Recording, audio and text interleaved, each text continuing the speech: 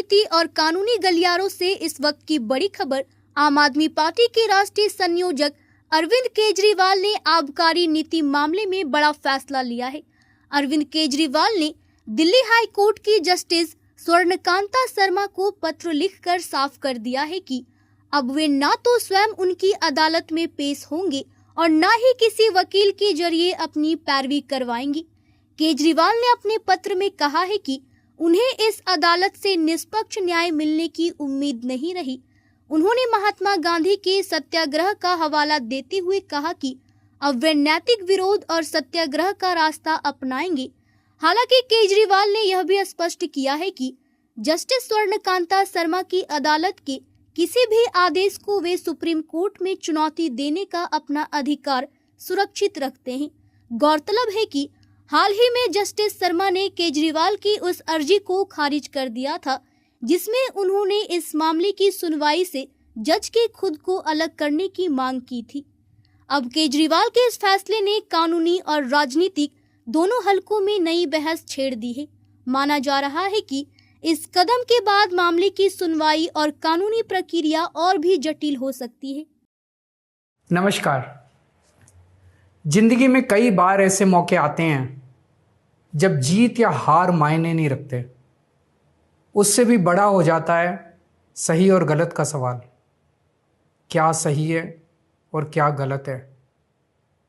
ऐसे समय में हमें ये तय करना होता है कि हम मुश्किल रास्ता चुनेंगे या आसान रास्ता। आज मैं भी एक ऐसे मोड़ पे खड़ा हूँ। आप सब जानते हैं कि मुझे एक झूठे केस में फंसाया गया, मुझे जेल भेज दिया गया, एक चुनी हुई सरकार को गलत तरीके से गिरा दिया गया, हमें कई महीने जेल में रखा, पर आखिरकार सच की जीत हुई।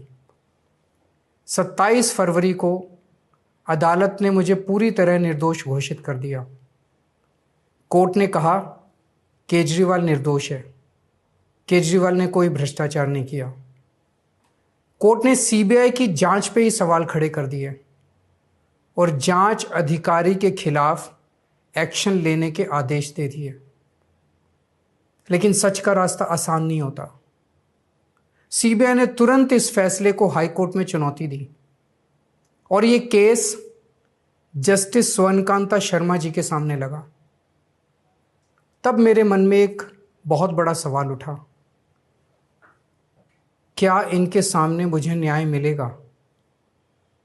मेरे मन में ये प्रश्न क्यों आया? इसके कई कारण हैं, पर 2 कारण मुख्य हैं।